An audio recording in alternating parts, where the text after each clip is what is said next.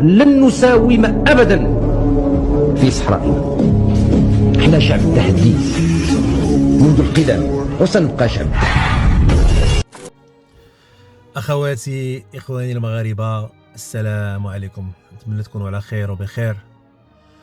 كنرحب بكم في هذا الموعد المتجدد اللي كنهضر فيه دائما على القضية الأولى ديال المغرب والمغاربة، اللي هي قضية الوحدة الترابية للمملكة المغربية. إذا لاحظتوا مؤخرا غادي نهضر اليوم على بزاف ديال المواضيع، وغادي نبدا بالموضوع ديال تعجيل الانتخابات الرئاسية يعني في الجزائر.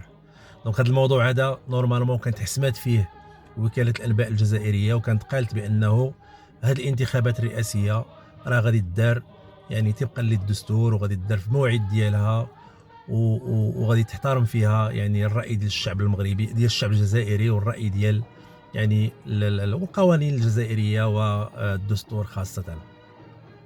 كانوا يعني كانت الصحافة المغربية وبزاف ديال المؤثرين المغاربة كانوا هضروا على ضوء يعني مجموعة من المعطيات. كانوا قالوا بأنه هذه الانتخابات الجزائرية راها غادي تأجل نظرا يعني للمشاكل الداخلية اللي عند الجارة. الآن كنتفاجئوا بهذا يعني التصريح، يعني هذا يعني البيان الرئاسي ديال الجزائر اللي كيقولوا فيه بأنهم غاديين يعجلوا بتنظيم الرئاسيات، يعني عوض انهم غادي ياجلوا. وهذه المساله هذه كتبين بانه يعني هناك يعني تخبط كبير جدا في الدبلوماسيه الجزائريه، اللي هي تقريبا دبلوماسيه مجمده منذ اشهر. الان يعني راكم عارفين بان كاين تعليمات بانه العطاف والجهاز يعني كامل الدبلوماسي الجزائري ما يتحركش الا يعني بأوامر مباشرة من عند العسكر. الآن يعني كتسارع الأحداث وكيجي هذا البيان، لأنه ما يمكنش غادي تكون انت غادي دير الانتخابات ديالك في ديسمبر، شويه غادي ديرها في سبتمبر. يعني واحد خاص الرئيس ديالك خصو يقدم الاستقاله ديالو، خصو يعلن على الترشيح، وخاص الناس اللي يترشحوا، وخاص التنظيم. يعني دابا اوني دابا تقريبا في يعني في اواخر ديال مارس، يعني بقات شحال، بقات واحد 6 شهور ما كاملاش. خص دار الترتيبات يعني ديال الانتخابات الرئاسيه اللي غادي تدار يعني كيف ما يدار قبل. غادي يعين فيها المجلس العسكري يعني الحاكم الجديد للجزائر، اللي معروف بحكم انه كاين يعني رونديفو ديجا مكونفيرميه التبون مع ماكرون. والان يعني 100% غادي يوليو يعاودوا الانتخاب يعني الشكلي ديال تبون في على راس يعني الهرم ديال الرئاسه في الجزائر. هذا الشيء هذا يعني اثار يعني سخريه ويعني اقلام صحفيه، لا في الخليج، لا في الدول العربيه، لا في اوروبا، خاصه فرنسا وبعض يعني الصحافه الالمانيه، اللي سخرات من هذه الطريقه ديال انه العالم كله كان يتكلم بانه غادي تاجل هذه الانتخابات. ها هما الان العصابه اللي حاكمه الجزائر يعني بحال اللي كيبطلوا هذيك التكهنات وكيشدوا بحال نقولوا حنا الزكاير مع ولا زكاره كما تيقولوا هما الجزائريين مع الصحافه الدوليه ومع المؤثرين المغاربه ومع الصحافه المغربيه، وكيديروا العكس ديال داكشي اللي كان نورمالمون متوقع. الان شنو غادي يوقع؟ اللي غادي يوقع هو انه يعني الناس في الجزائر الان ما بقاوش فاهمين شكون اللي كيحكم هذه البلاد، وكيفاش العصابه كيفاش كتدبر الشأن الخارجي ديال البلاد. العالم كله كيشوف دابا بانهم خرقوا الدستور، واخا انه يعني وكاله الانباء الجزائريه الرسميه اكدت بانها غادي تدار في دجنبر. ها هما الان تيخرجوا تيقولوا بانه دار في سبتمبر.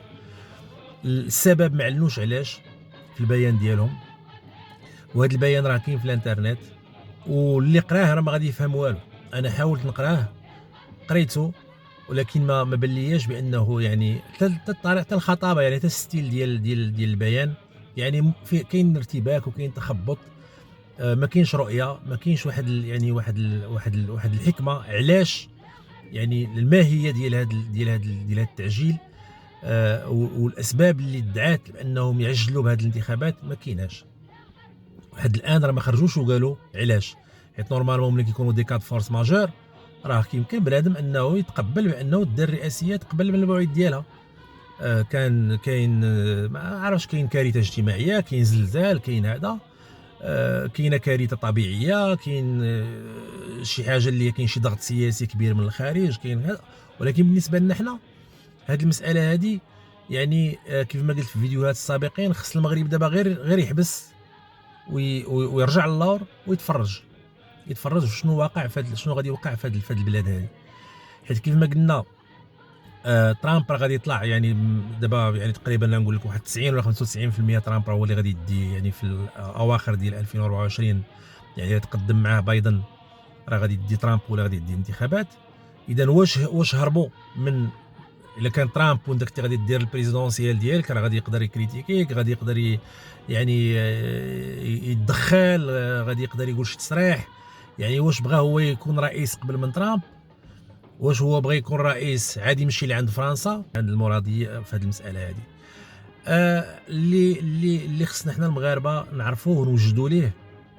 هو كيف ما قلت في الفيديو اللي فات بان الان الجزائريين راهم بداو كيصعدوا معنا، بداو بتسليح ديال البوليزاريو على شاكلة يعني تسليح نوعي، بداو كيعطيوهم يعني عطاوهم ديك المنظومه ديال بانسير اللي كنت هضرت عليها في الفيديو اللي فات، وغادي نعطيوهم منظومات اخرى خاصه المنظومات ديال الدفاع الجوي اللي يعني باش يكونطريو هاد الدرون. حيت الدرون راكم شفتوا من 2020 لدابا وحنايا مسيطرين، يعني عندنا السياده الجويه الكامله في يعني في خاصه في المنطقه العازله، وما قدروا يطيحوا حتى شي درون.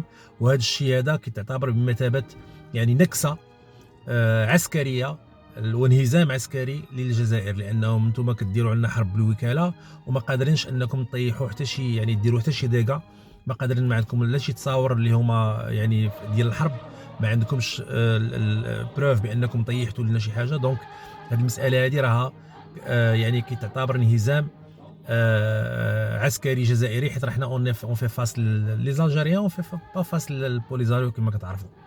الان يعني الكارثه اللي جايه هو الاعلان ديال لو 20 افريل ديال القبائل من نيويورك من امريكا. الان كتجرى الترتيبات باش غادي تعلن على قيام دوله او جمهوريه القبائل الشقيقه اللي المغرب بطبيعه الحال والشعب المغربي كامل كيدعمها، لان هاد الناس هادو راهم تداو علينا، يعني كيدعموا وكيمولوا وكيسلحوا الجبهه الارهابيه في الجنوب ديال المغرب، وبغاو عاوتاني يستقطبوا هذوك الفيسبوكيين ديال الشمال.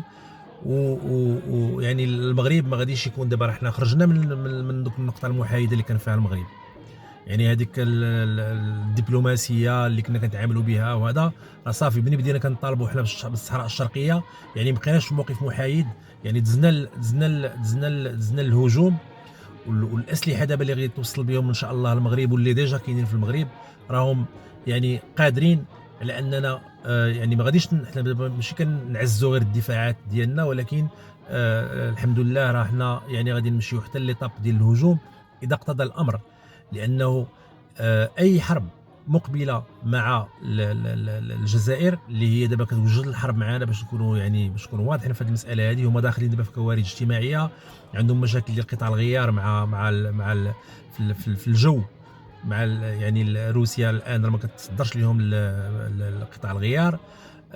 ملي غادي تليفرا اف 16 لاوكرانيا غادي يولي عاوتاني ضغط على السخوي ديال روسيا، وروسيا غادي تكون دون لانكاباسيتي انها دير ليكسبور للطيران للقطاع الغيار ديال الطيران. دونك هما بالعربيه غاديين كيتزيروا، وحنا خصنا نوجدوا راسنا، حيت الانسان ملي كيتزير ملي تيوليو عنده مشاكل اللي هي هيكليه، واخا هما مشاو دابا عند لي شينوا وعند لي ترك تيقلبوا على قطاع الغيار ديال لي سخوي، حيت هما عندهم نسخ اخرين تيحاولوا يعني كيديروا للريان جينيرين ديال لي بياس وهذا، ولكن ما غاديش فوقاش غيكون مصابهم يعني حتى الاخرين حتى هما عندهم تحديات ديالهم. الصين حتى هي عندها تحديات، وتركيا حتى هي عندها تحديات، مصاب غير يعني يقابلوا يعني يعني يحققوا اكتفاء ذاتي لراسهم. الان الجزائر خصنا نوجدوا كما قلنا راسنا. كاين جوج حوايج، هذه المساله ديال قطاع الغيار، وثاني حاجه الاعلان ديال الجمهوريه ديال القبائل اللي غادي تزيد تأزم من الوضع الداخلي في الجزائر. حنا ان شاء الله رحنا مستعدين مزيان لاي احتمال. وشكرا جزيلا والله يعاونكم.